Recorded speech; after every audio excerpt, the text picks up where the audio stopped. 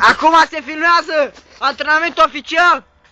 Uitați antrenamentul oficial, doamnelor și domnilor! Avem Francu din nou cu mingea. Francu are mingea la picior! Și dă! Dă gol!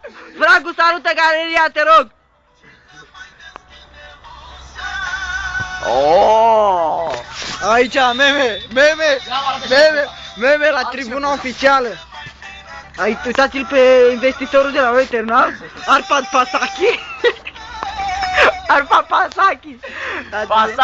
Și uitați-l pe Dan Petrescu! Mă arată! Opa, bine! Oh, vine Massimo! Vine Massimo! Uitați-le, salută Massimo! Le salută Massimo!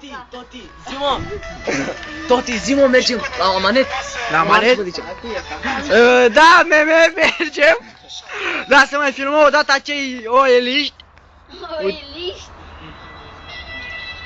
Uitați cum se antrenează ei frumos pe acest teren de UEFA Champions League. Uitați-și pe ortari cum se antrenează ca în UEFA.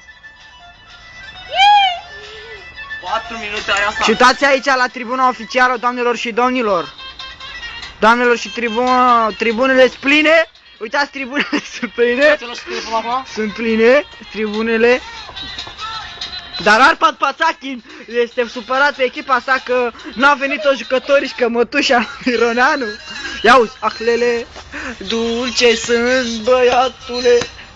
Ce să câte vreau să... Opa, ia uite-l pe Andu, uite-te la Andu, fraiere. Oh! Oh! Era să caze, Andule.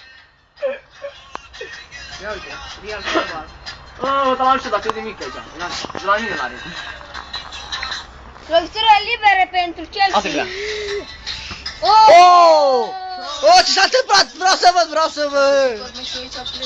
Ce mă? Deci, S-a supărat Arpad rămâi Pasaki? aici, țipăm ca să bea... Uite. Ce fac? Cu 0 și tenzi și vezi, dai de mai multe ori Da, 4. uite, uite.